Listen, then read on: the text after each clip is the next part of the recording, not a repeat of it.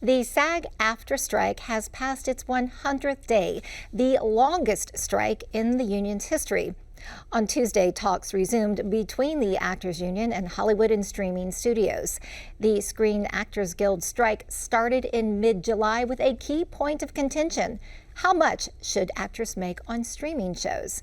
Meanwhile, Louisiana's film industry aims to make a comeback to its heydays as Hollywood South with fresh ideas and incentives. I spent some time with Louisiana filmmakers and stakeholders who say the show must go on, and it is. Here's more.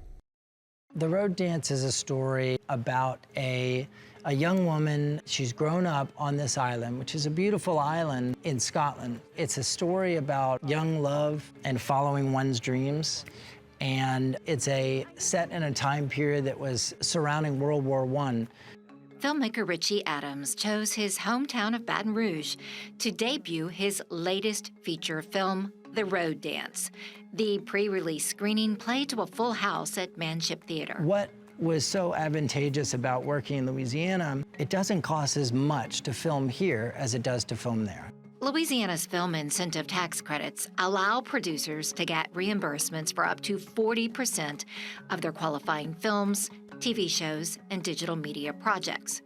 During the 2023 legislative session, the Louisiana Film Entertainment Association staged a movie shoot at the Louisiana State Capitol, giving lawmakers a behind-the-scenes look at movie making and money-making for the state's economy. At the time, Louisiana's film incentive tax credits were up for renewal in House Bill 562, which lawmakers passed and the governor signed into law, extending the program until 2031. So now here we are back with the fresh sunset 2031 and really just trying to rebuild our crew base back and get ready for the huge demand that we're about to get when these strikes get sorted out.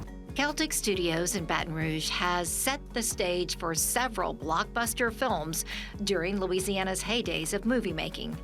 I sat down with film industry stakeholders on the Celtic lot to talk about the state of the state's film industry, given the current actors' strike and the recent renewal of Louisiana's film tax incentives. I would say in 2005, when I first started coming down here and working as an assistant director from California, which then progressed, as we started getting resources like Panavision Camera House and post houses here, then I would say by 2009, when I came back on Battle Los Angeles, which was the first major motion picture to shoot here at Celtic Studios, we were Hollywood South. Louisiana's competitiveness in the film industry is closely tied to the incentive program, aimed at productions that work with Louisiana residents, producing locally written screenplays, and using Louisiana post-production facilities. You have to go pretty far to be as competitive as Georgia, who's, I think, offering $1.2 billion a year in tax incentives for film production, whereas Louisiana right now is only offering $150 million a year. I'm not proposing that we give $1.2 billion a year to the film industry, but what I would propose is to try to be a little more competitive with some of the other states. Louisiana's film incentive program drew Richie back home after years of working in Los Angeles as a successful motion graphics title designer.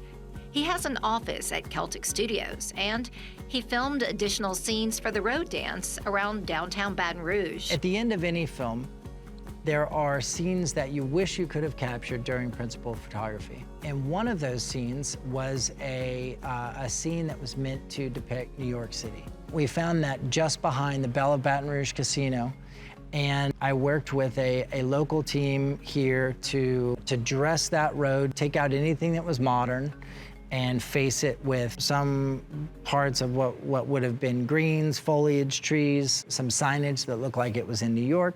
And then in visual effects, we added the Manhattan Bridge in the distance instead of the Mississippi Bridge. Recent projects that were shot and/or had post-production work done in Louisiana include the movie Where the Crawdads Sing. Jeff Taylor worked as an assistant camera operator on that project. Actually, he spent his entire production career in Louisiana, working on many projects over a 20-plus year span. And the extension of the film tax incentives through 2031 goes far enough, or do you think it needs to go farther? I think everyone would say we'd like it to be longer. It's a good step in the right direction. everything helps. At the time of this interview, SAG-AFTRA is still striking. How is this affecting you and your ability to survive and thrive? A lot of my friends, November was the last time they worked. So we're doing what we can to get by. I'm driving Uber, so you might see me out there. But I mean, you never know. I'm going to stick around as long as it takes, you know, because this is it. This is my career. Celtic Studios has sound stages and post-production capabilities. It is a lot of movie-making infrastructure. So Celtic aims to keep its facilities in full swing by fostering the next generation of film workers. The movies follow the incentives, there's no doubt about that. I've been hitting up colleges and high schools here in Baton Rouge and all over the state, trying to let these young people know that they have another path. It's a trade, no college degree necessary. You know, 2 years you could be in the trade, in a union, making upwards of $65,000 a year with excellent benefits. And most people don't know we exist. Brian Lord, a native of New Iberia and co-chairman and CEO of Creative Artists Agency, recently alluded to efforts underway in Louisiana to open a charter school to teach high school kids the film trade, modeled after the Roy Ball Film and TV Magnet School in Los Angeles. There's this little school we started, and there are a bunch of people here from Louisiana and New York that are starting schools like our school at Roy Ball. And it was George Clooney's idea that's a below-the-line school that IATSE partnered with us on, to their credit, so you can make deals with unions. IATSE stands for the International Alliance of Theatrical Stage Employees. It's a trade union for behind-the-scenes entertainment industry workers. In the film industry lingo, their jobs, well, they're referred to as below-the-line jobs, typically behind the camera.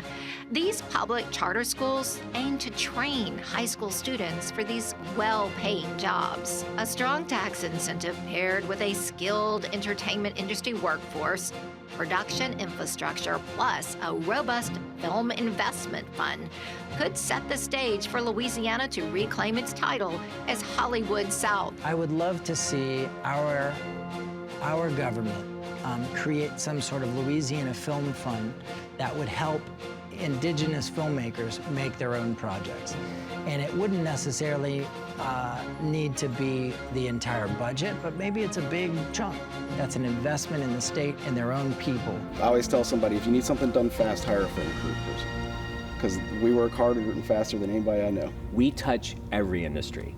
So it's really just getting out there and letting our citizens of Louisiana know that we're here and that we need their help, and we're going to need their help when we get back to work here in the new year. You can watch The Road Dance on all digital platforms and in select theaters.